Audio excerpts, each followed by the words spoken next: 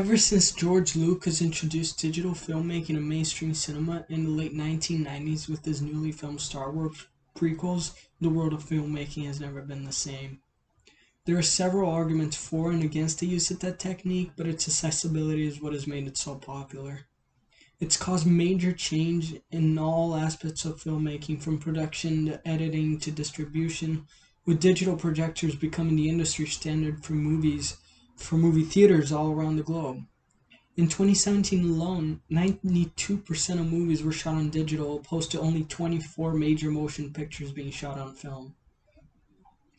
This accessibility of the technology comes from the fact that it is much easier to utilize than traditional film.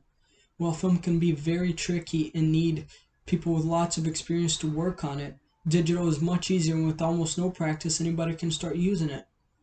This comes from many stages on camera setups, key to the film lightings and consequential looks. The cameras and lenses also have much friendlier prices opposed to those of film stock, not to mention the cost of revealing all the rolls and the later conversion of digital for editing and distribution, which is quite costly. Actual shooting is much easier as well with digital cameras that can run all day with a simple battery change, while film cameras need to switch rolls every few minutes. Storage is also quite easier, with the digital footage being stored on hard drives, while film stock have to be stored in multiple prints. Post-production was also made a lot easier with the arrival of digital cinematography, which made possible for the rise of editing softwares instead of the traditional editing stands, which reduced the cost of editing dramatically. The taking over of digital cinema is directly responsible for the rise of independent cinema as well.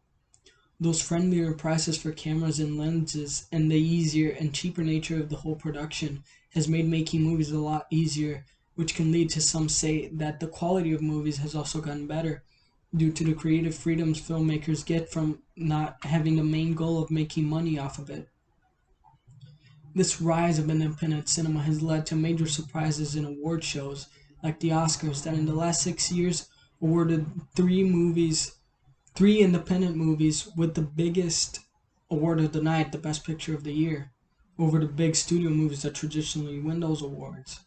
Digital has also meant a big revolution in special effects. As happened to editing, the softwares have also begun rising,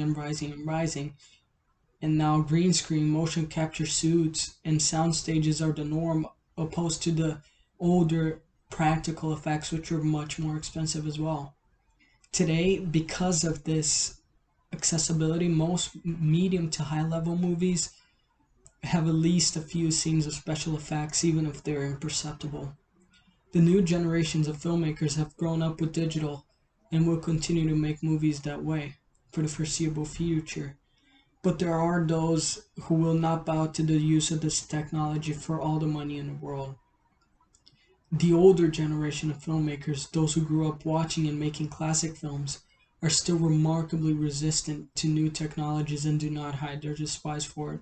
Quentin Tarantino has said many times that digital projection is the death of cinema and has refused to work with the technology, sticking to the traditional film stocks, which has made the budget of his movies skyrocket in the last few projects.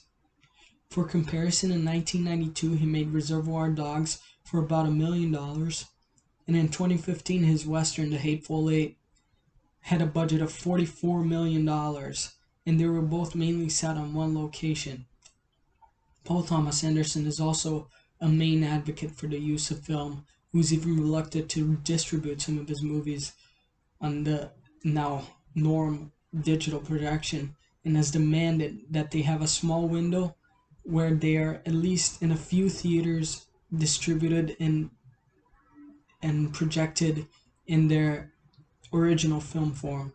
On the other hand, the filmmakers like Martin Scorsese and Steven Spielberg have used the technology on the latest projects and still maintain their essence as filmmakers. The main defense those film advocates use is that cinema, the way they know it, no longer exists because of digital. Everything has become easier, and the expertise some professionals possess is no longer as necessary as it used to be.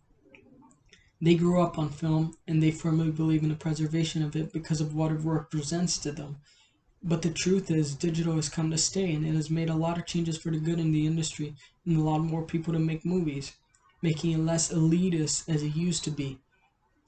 Film is beautiful and has an essence and represents something that digital will never come close to. However, the future of cinema relies on digital.